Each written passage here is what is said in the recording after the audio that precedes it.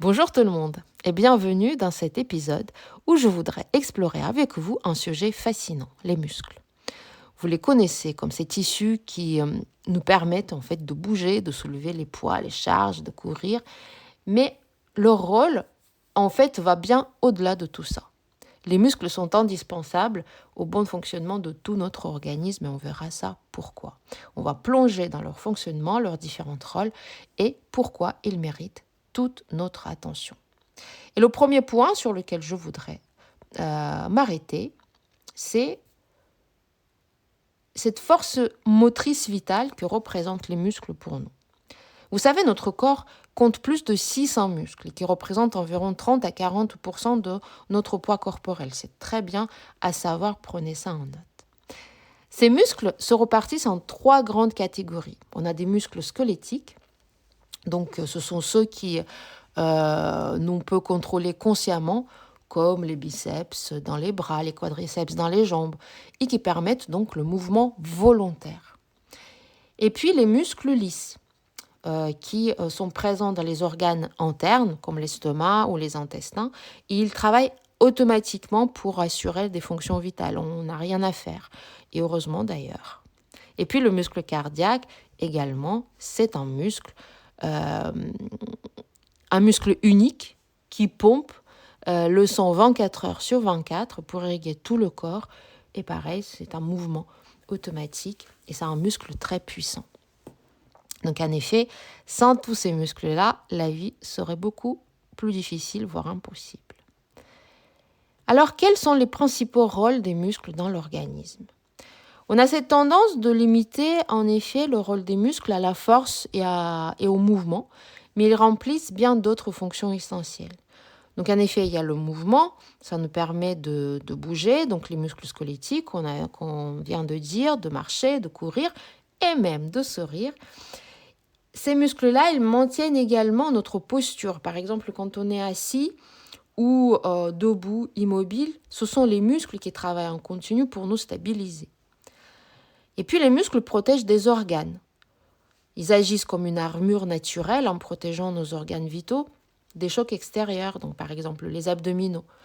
Ils jouent un rôle crucial dans la protection de nos organes internes, les intestins par exemple. Les muscles produisent la chaleur. Ils produisent la chaleur pour maintenir une température corporelle stable. C'est pourquoi, quand vous frissonnez, quand on a froid, quand on a froid, on peut avoir ces frissons, et sachez que ce sont nos muscles qui travaillent pour générer de la chaleur. C'est aussi un moyen de faire circuler et transporter donc tout dans notre corps. Les muscles lisses présents dans nos vaisseaux sanguins ou nos organes assurent ces fonctions essentielles. Par exemple, donc, ils aident le sang à circuler, ils facilitent la digestion et permettent l'élimination des déchets par les intestins et la vessie. Les muscles sont aussi de véritables réserves d'énergie. Ils stockent la glucose sous forme de glucogène et le libèrent en cas de besoin pour fournir de l'énergie à notre corps, notamment lors d'un effort physique. Et puis, ils régulent le métabolisme. Les muscles jouent un rôle crucial dans cette gestion. Plus votre masse musculaire est élevée, plus votre corps brûle des calories, et même au repos. C'est pour ça aujourd'hui, quand on prend de l'âge et quand cette masse corporelle peut augmenter en effet, ou quand on a le mode de vie un petit peu plus sédentaire, c'est très important d'avoir les muscles, c'est très important aussi de faire ces entraînements un petit peu plus musculaires, un petit peu plus en force pour générer la croissance des muscles. Alors, le troisième point, le muscle et le système nerveux, c'est une relation symbiotique. Parce que les muscles ne fonctionnent pas seuls. Ils sont en communication permanente avec notre système nerveux. Les signaux nerveux envoyés par le cerveau ordonnent aux muscles de se contracter ou de se relâcher. Et cette coordination précise permet les mouvements fluides et contrôlés.